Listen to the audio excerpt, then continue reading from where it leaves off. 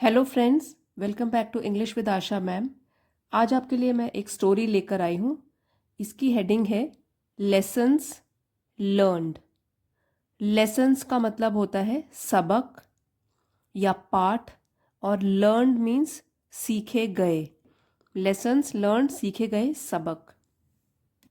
ये वीडियो आप लोगों के लिए बहुत हेल्पफुल रहेगा, क्योंकि सिर्फ इसी एक वीडियो से आप सीख सकते हो वोकैबलरी बिल्डिंग, टेंसेस, ग्रामर के बारे में, और voice, active, passive, parts of speech, क्योंकि इसमें बहुत अच्छे सेंटेंस स्ट्रक्चर है, वो मैं पूरा एक्सप्लेन करूँगी।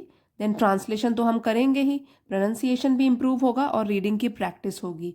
ओवरऑल वीडियो आपके लिए हेल्पफुल रहेगा, पूरा आप लास्ट तक देखिए। आइए शुरू करते हैं। There once lived three men who were good friends. There यहाँ पर जो है वो डमी सब्जेक्ट है। ये जो गैप है इसको फिल करने के लिए यहाँ पे फिट किया है, अदरवाइज इसका अपने में कोई मतलब नहीं है। डमी सब्जेक्ट, फॉल्स सब्जेक्ट भी बोलते हैं। वंस लिव्ड, लिव्ड, लिव का सेकेंड फॉर्म है लिव्ड, रहते थे। थ्री मेन, तीन आदमी। हु वर, जो कि थे। वर, थे। गुड फ्रेंड्स, बहुत अच्छे दोस्त। एक बार तीन लोग रहते थे जो कि बहुत अच्छे फ्रेंड्स थे। अब इस सेंटेंस की बात करते हैं, इसका स्ट्रक्चर समझते हैं। ये कॉम्प्लेक्स सेंटेंस है। इसमें एक प्रिंसिपल क्लॉज है और एक है सबऑर्डिनेट क्लॉज, जो कि उसके ऊपर डिपेंड करता है।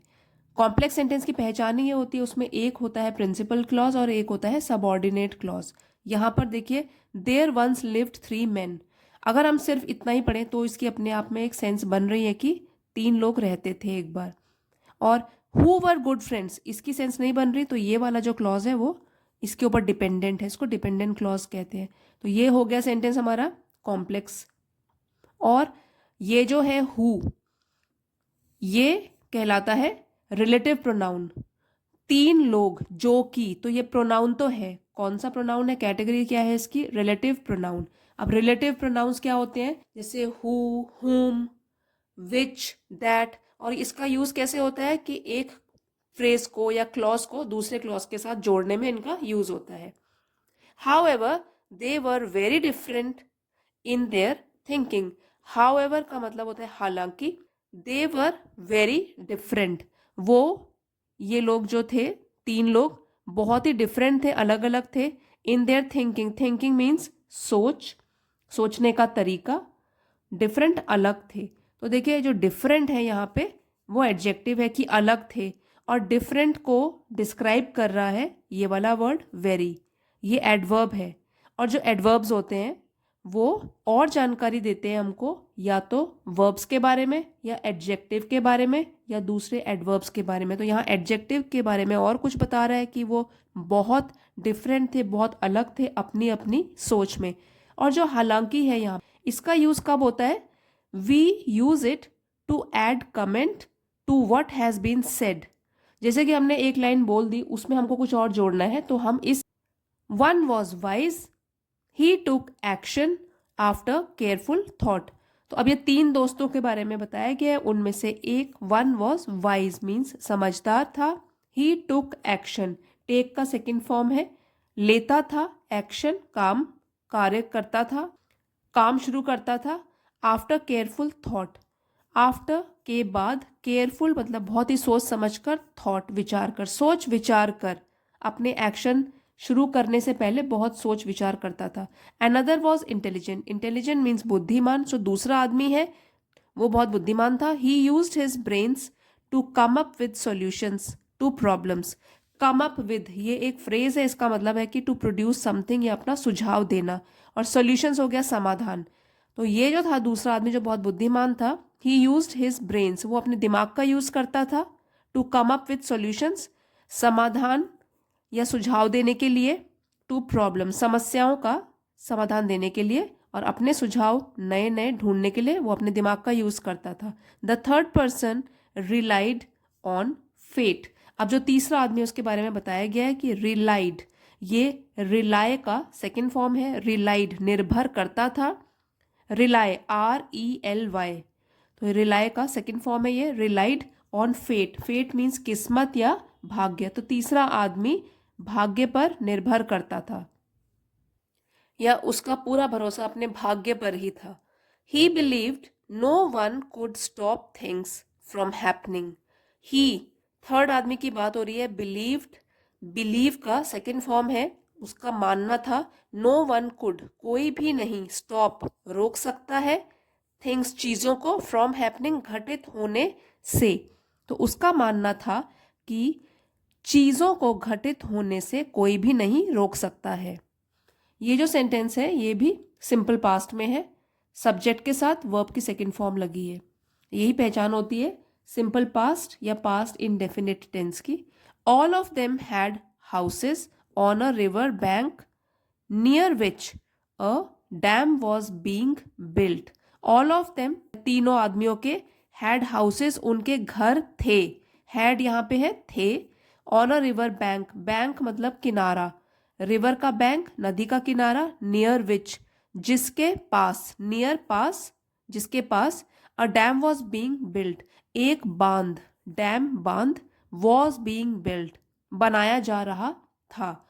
अब जो ये वाला सेंटेंस है वो पास्ट कंटिन्यूअस का पैसिव है, वॉज बींग बिल्ट, तो वहां बनाया जा रहा था। One day the wise man overheard the conversation of a dam worker. एक दिन द वाइज मैन, जो समझदार आदमी था, ओवरहर्ड, ओवर हियर का सेकेंड फॉर्म है। ओवरहर्ड का मतलब होता है छिपकर या अचानक, एक्सीडेंटली, मतलब जानबूझकर नहीं, अचानक से ही कोई सुन लेना बात। द कन्वर्सेशन मीन्स बातचीत, ऑफ अ डैम वर्कर, बांध का एक कर्मचारी की उसने बातचीत अचानक से सुन ली। That the gates were weak, जो कि बांध के गेट्स हैं, जो द्वार हैं बांध के, वर वीक, वो कमजोर हैं। गेट्स है प्लूरल, इसलिए हमारा ये हेल्पिंग वर्ब भी क्या है, प्लूरल है, were weak. And houses on the river bank would be washed away. Houses घर, ऑन द रिवर बैंक जो कि नदी के किनारे हैं, would be washed away, washed away मतलब बह जाएंगे, हो सकता है वो बह जाएंगे, क्योंकि जो बांध के द्वार हैं वो बहुत ही वीक हैं, कमजोर हैं। Hearing this the wise man immediately, immediately informed his friends. Hearing this, यह सुनकर, द वाइज मैन, जो समझदार आदमी था, इमीडिएटली, उसने जल्दी ही, इन्फॉर्म्ड, सूचित किया। ये भी इन्फॉर्म का सेकेंड फॉर्म है कि उसने सूचित किया, हिज फ्रेंड्स, अपने दोस्तों को। द वाइज मैन सेड, और समझदार आदमी ने बोला। ये इन्वर्टेड कॉमास में है तो उसकी डायरेक्ट स्पीच है, डायलॉग है जो उसने बोला, इसलिए ये वाला जो सेंटेंस होगा वो प्रेजेंट में होगा। आई एम लीविंग दिस प्लेस, तो मैं ये जगह छोड़ रहा हूं। ये जो सेंटेंस है वो है प्रेजेंट कंटिन्यूअस टेंस। उसकी पहचान होती है subject plus verb, first form में आईएनजी लगा होता है। मैं ये जगह छोड़ रहा हूं, I am leaving this place. It is better to go elsewhere, elsewhere than lose my life. अब इन्वर्टेड कॉमास क्लोज हो गए, उसका जो डायलॉग है वो यहाँ पे फिनिश होता है। इट इज बेटर, बेहतर होगा, to go elsewhere, elsewhere means कहीं और जाना बेहतर होगा, देन बजाय इसके, लूज माई लाइफ, लूज यहाँ पे LOSC सिंगल ओ जब आता है उसका मतलब होता है गंवाना, मतलब बजाय इसके कि मैं अपनी जान गंवाऊं, उससे बेहतर क्या होगा कि कहीं और चला जाऊं मैं। एक होता है LOOSC, उसका मतलब होता है ढीला। द इंटेलिजेंट मैन सेड, अब जो बुद्धिमान व्यक्ति था उसने बोला, ये भी इन्वर्टेड कॉमा में स्पीच है, I will find a way to deal with the problem. अब वो बुद्धिमान है और वो सोच समझ के आगे की चाल चलता है, तो उसने क्या बोला, आई विल जो है फ्यूचर का वर्ब है, आई विल फाइंड अ वे, मैं कोई रास्ता ढूंढ लूंगा, टू डील निपटने के लिए, विद द प्रॉब्लम, तो इस समस्या से निपटने के लिए मैं कोई ना कोई रास्ता ढूंढ लूंगा। द थर्ड मैन सेड, अब तीसरे आदमी ने बोला, जो कि क्या है, भाग्य पर ही सब कुछ छोड़ देता है, I have lived here all my life, मैं यहां पर रहा हूं, इस जगह रहा हूं जीवन भर, ऑल माई लाइफ जीवन भर। हैव के साथ वर्ब की थर्ड फॉर्म लगी है, ये थर्ड फॉर्म है। हैव के साथ जब वर्ब थर्ड फॉर्म लगती है तो वो स्ट्रक्चर होता है प्रेजेंट परफेक्ट का, क्योंकि ये डायलॉग बोल रहा है तो प्रेजेंट में स्पीच आ रही है कि मैं यहाँ जीवन भर रहा हूँ।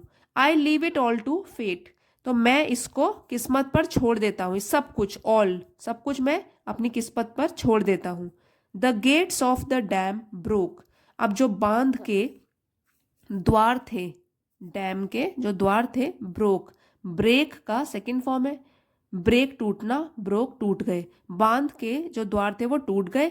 The wise man had left his house, तो जो वाइज समझदार व्यक्ति था, हैड लेफ्ट हिज हाउस, उसने अपना घर छोड़ दिया था। हैड के साथ वर्ब थर्ड फॉर्म लगी है, पास्ट परफेक्ट में है कि उसने अपना घर छोड़ दिया था, सो ही वॉज सेव्ड, इसलिए वो तो बच गया, वॉज सेव्ड।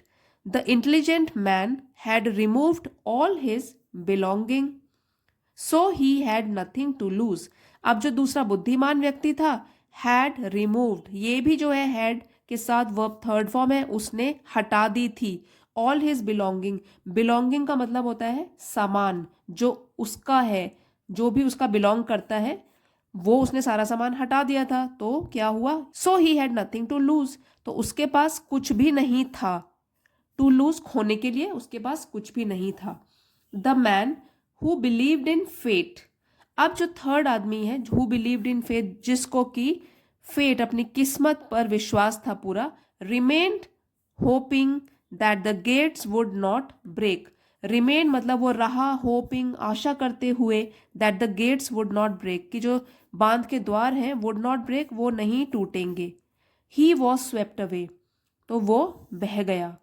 देखिए स्वीप का थर्ड फॉर्म हो गया, स्वेप्ट वॉज के साथ लगा है तो पैसिव में है ये सेंटेंस।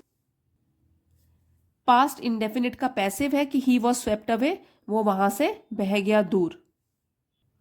सो इस कहानी से हमें यही शिक्षा मिली कि हम सारी चीज़ों को किस्मत के भरोसे नहीं छोड़ सकते हैं, अपने दिमाग का हमको सही तरीके से यूज़ करना है, तो ही लाइफ में आगे बढ़ेंगे। किस्मत के भरोसे छोड़ दिया तो जो सिचुएशन है वो हमारे कंट्रोल से बाहर हो जाएगी। हमारी लाइफ है तो हमको उसकी रिस्पॉन्सिबिलिटी भी लेनी है, फेट के ऊपर सब कुछ नहीं छोड़ सकते। सो फ्रेंड्स, आई होप आज का वीडियो आपके लिए हेल्पफुल रहा होगा। अगर आपको पसंद आया है तो लाइक, शेयर और सब्सक्राइब करना मत भूलिएगा। अगले वीडियो में मिलते हैं।